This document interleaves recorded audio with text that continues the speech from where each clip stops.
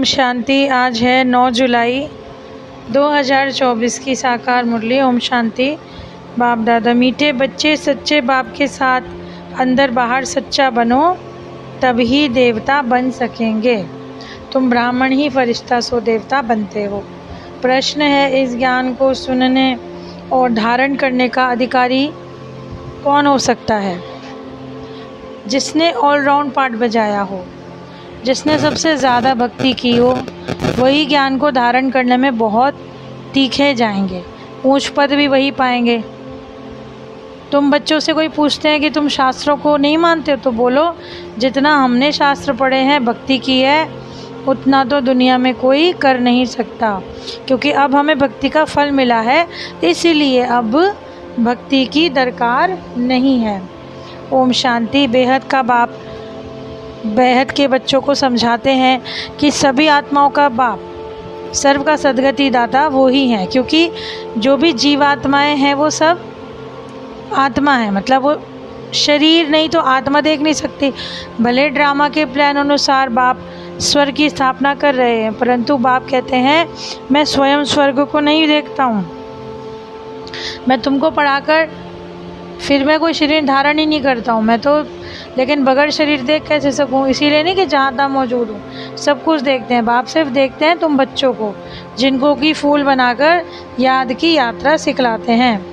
योग अक्षर है ज्ञान देने वाला एक ज्ञान का सागर, जिनको सतगुरु कहा जाता है। बाकी तो सब गुरु हैं। सच बोलने वाला, सचखंड स्थापन करने वाला वही है। भारत जो सचखंड था, अब देवी देवता वहाँ निवास करते थे, अभी तुम मनुष्य से देवता बन रहे हो। तो बाप बच्चों को समझाते हैं कि सच्चे बाप के साथ अंदर बाहर सच्चा बनना है। पहले तो कदम कदम पर झूठ था, अब सब छोड़ना पड़ेगा। अगर स्वर्ग में ऊंचा पद पाना चाहते हो तो भले स्वर्ग में तो पहुंच जाएंगे, परंतु बाप को भी जानकर फिर भी विकर्मों का नाश नहीं किया तो सजाएं खाकर हिसाब किताब चुकता करना पड़ेगा। फिर पद भी बहुत कम मिलता है, क्योंकि ये राजधानी स्थापन हो रही है पुरुषोत्तम संगम युग पर। तो राजधानी तो ना सतयुग में स्थापन हो सकती है ना कलयुग में, क्योंकि बाप सतयुग या कलयुग में नहीं आते, बाप इस पुरुषोत्तम कल्याणकारी युग में आते हैं। इसमें ही आकर बाप सबका कल्याण करते हैं। कलयुग के बाद सतयुग आना है, इसलिए संगम युग भी जरूर चाहिए। बाप ने बतलाया है कि ये पुरानी दुनिया है, पतित गायन भी है, दूर देश का रहने वाला। तो पराए देश में अपने बच्चे कहाँ से मिलेंगे? पराए देश में तो पराए बच्चे मिलते हैं। उन्हीं को अच्छी रीति समझाते हैं कि मैं किस में प्रवेश करता हूँ, अपना परिचय देते हैं कि जिसमें मैं प्रवेश करता हूँ। उनको भी समझाता हूँ कि ये तुम्हारे बहुत जन्मों के अंत का जन्म है। कितना क्लियर है। अभी तुम यहाँ पुरुषार्थी हो, संपूर्ण पवित्र नहीं हो। संपूर्ण पवित्र को फरिश्ता कहा जाता है। तो जो पवित्र नहीं है उनको पतित ही कहेंगे। फरिश्ता बनने के बाद फिर देवता बनते हो। तो सूक्ष्म वतन में तुम संपूर्ण फरिश्ता देखते हो, उनको फरिश्ता कहा जाता है। तो बाप समझाते हैं कि बच्चे एक अल्फ को याद करना, अल्फ माने बाबा, उनको अल्लाह कहते हैं। बच्चे समझ गए कि बाप से स्वर्ग का वर्षा मिलता है। स्वर्ग कैसे रचते हैं? याद की यात्रा, ज्ञान से। भक्ति में ज्ञान होता नहीं, ज्ञान सिर्फ एक ही बाप देते हैं, वो भी ब्राह्मणों को, क्योंकि ब्राह्मण चोटी है ना। अभी तुम ब्राह्मण हो, फिर बाजूली खेलेंगे। ब्राह्मण, देवता, क्षत्रिय, इसको कहा जाता है विराट स्वरूप। विराट रूप में कोई ब्रह्मा विष्णु शंकर का नहीं कहेंगे, उसमें चोटी ब्राह्मण तो है ही नहीं। ब्राह्मण तन ये तो कोई जानता नहीं कि ब्रह्मा में आते हैं। ब्राह्मण कुल सर्वोत्तम कुल है, जबकि बाप आकर पढ़ाते हैं। पढ़ाने में टाइम लगता है। राजधानी स्थापन हो रही है, तुम ऊंचे से ऊंचे पुरुषोत्तम बनो। अब नई दुनिया कौन रचेगा? बाप ही रचेगा, ये भी मत भूलो। आत्मा में तो बहुत कीचड़ा है, वो तो बाप की याद बगैर साफ ना हो सके। बाप कहते हैं पहले पहले आत्मा का ज्ञान देना है। ये तो भगवान ही दे सकते हैं। ऐसे नहीं कि सिर्फ भगवान को नहीं जानते, परंतु आत्मा को भी नहीं जानते। इतनी छोटी सी आत्मा में 84 के चक्र का अविनाशी पाठ भरा हुआ है। इसको कुदरत कहा जाता है, और कुछ नहीं कह सकते। आत्मा ही 84 चक्र का लगाती है। हर 5000 वर्ष बाद ये ड्रामा फिरता रहता है। ये ड्रामा में नूंद है। दुनिया अविनाशी है, कभी भी विनाश को नहीं पाती। वो लोग दिखाते हैं बड़ी प्रलय होती है, फिर श्री कृष्ण अंगूठा चूसता पीपल के पत्ते पर आता है, परंतु ऐसे कोई होता थोड़ी है। ये तो बेकायदे हैं। महाप्रलय तो कभी होती ही नहीं। एक धर्म की स्थापना, अनेक धर्मों का विनाश, तो ये चलता ही रहता है। ये तो ऑस्पिशियस संगम युग है। पुरानी दुनिया नई दुनिया में रात दिन का फ़र्क है। कल नई दुनिया थी, आज पुरानी है। बाप कहते हैं तुम बच्चों को कोई तकलीफ़ नहीं देता हूँ। बच्चों को तकलीफ़ कैसे देंगे? मोस्ट बिलवड बाप है ना। कहते मैं तुम्हारा सदगति दाता, दुख हरता, सुख करता हूँ। याद भी मुझको ही करते हो। भक्ति मार्ग में क्या कर दिया? कहते हैं ना गॉड इज़ वन। सृष्टि का चक्र एक ही है। ऐसे नहीं कि आकाश में कोई और दुनिया, आकाश में स्टार्स हैं। मनुष्य तो समझते हैं एक स्टार में सृष्टि है, नीचे भी दुनिया। ये सब भक्ति मार्ग की बातें। ऊंचे से ऊंचे भगवान एक है। कहते भी तो है सारी सृष्टि की आत्माएं तुम्हारे में पिरोई हैं। ये जैसे माला है, इनको बेहद की रुद्रमाला भी कह सकते हैं। सूत्र में बांधी हुई हैं, गाते हैं परंतु समझते कुछ भी नहीं। पाप आकर समझाते हैं बच्चे जरा भी तकलीफ़ नहीं देता हूँ। ये भी बताया जिसने पहले पहले भक्ति की वही ज्ञान में तीखे जाएंगे। भक्ति जास्ती की तो फल भी उनको जास्ती मिलना चाहिए। कहते हैं ना भक्ति का फल भगवान देते हैं, वो है ज्ञान का सागर, तो ज़रूर ज्ञान से फल देंगे।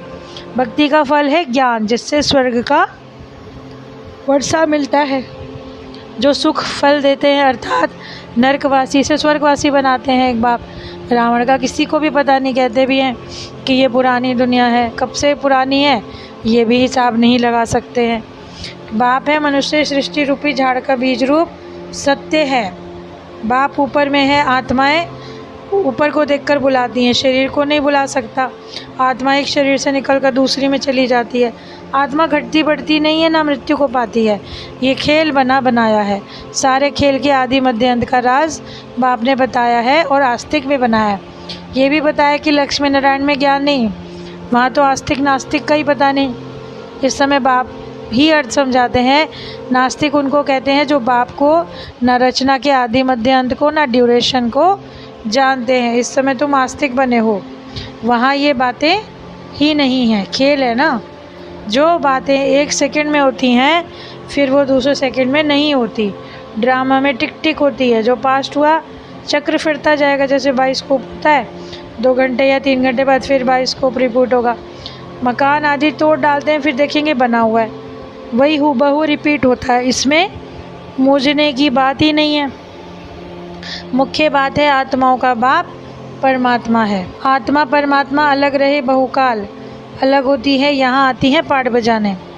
तुम यहाँ पूरे 5000 वर्ष अलग रहे हो। तुम मीठे बच्चों को ऑलराउंड पाठ मिला है, इसलिए तुमको ही समझाते हैं। ज्ञान के अधिकारी भी तुम ही हो। पहले पहले शिव बाबा की भक्ति होती है, फिर देवताओं की, फिर 5 तत्वों की भी भक्ति करते हैं, भव्य विचारी बनते जाते हैं। अभी बेहद के बाप तुमको बेहद में ले जाते हैं, फिर बेहद के भक्ति के अज्ञान में ले आते हैं। अब बच्चों को समझाते हैं बाप की अपने को आत्मा समझकर मुझ बाप को याद करो। अभी तुम बाप के अडॉप्टेड बच्चे बने हो। शिव बाबा है वो सभी आत्माओं का बेहद का बाप। कितनी दूर से आए हैं, उनका घर है परम धाम। परम धाम से आएंगे तो बच्चों के लिए ज़रूर सौगात ले आएंगे। हथेली पे वही सौगात में ले आते हैं। बाप कहते हैं 1 सेकंड में स्वर की बादशाही लो, सिर्फ बाप को जानो। सभी आत्माओं का बाप तो हूँ ना। कहते हैं मैं तुम्हारा बाप कैसे आता हूँ तुमको समझाता हूँ, इसके लिए मुझे रथ चाहिए। बाप कहते हैं मनुष्य मत पर थे, अभी बाप तुमको श्रीमत दे रहे हैं। शास्त्र लिखने वाले भी मनुष्य हैं, देवताएं तो लिखते न पढ़ते। सतयुग में शास्त्र नहीं होते, भक्ति ही नहीं है ना। शास्त्रों में सब कर्मकांड लिखा हुआ है, यहाँ वो बात ही नहीं। तुम देखते हो बाबा ज्ञान देते हैं, ज्ञान से सदगति होती है, फिर हम भक्ति को क्या करेंगे।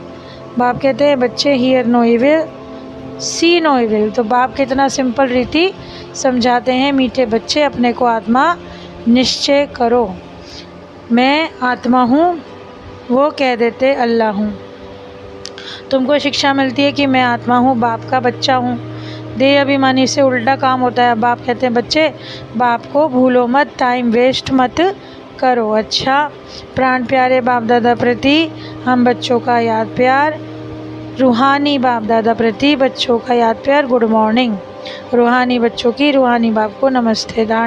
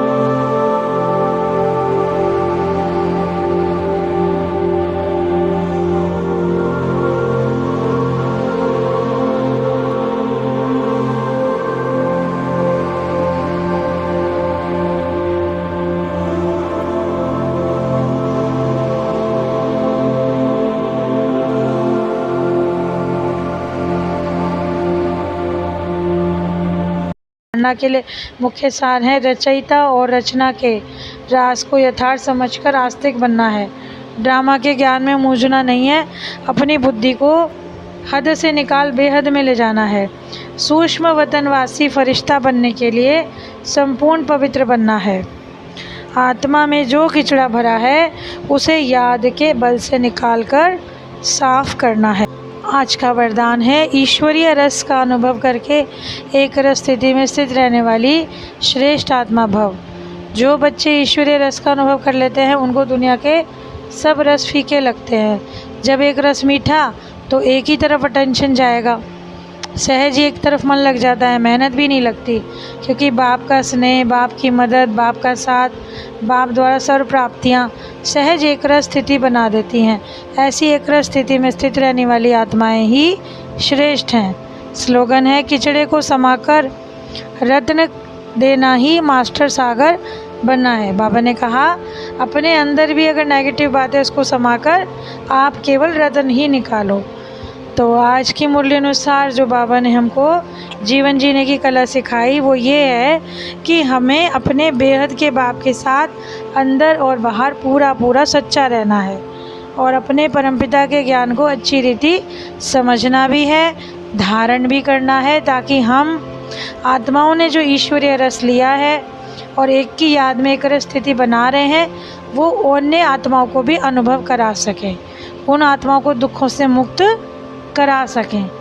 लास्ट में बाबा ने ये भी सिखाया कि किसी भी व्यर्थ और नेगेटिव बात के किचड़े को अंदर लेकर भी आप अपने बाबा की याद से उस किचड़े को भी ज्ञान रतन में परिवर्तित कर दो। तो आज की इतनी सुंदर और तृप्त करने वाली शक्तिशाली मुरली के लिए हमारे बाबा का दिल की गहराइयों से पद्मा पदम बार शुक्रिया। ओम शांति। बाबा आपकी कमाल है।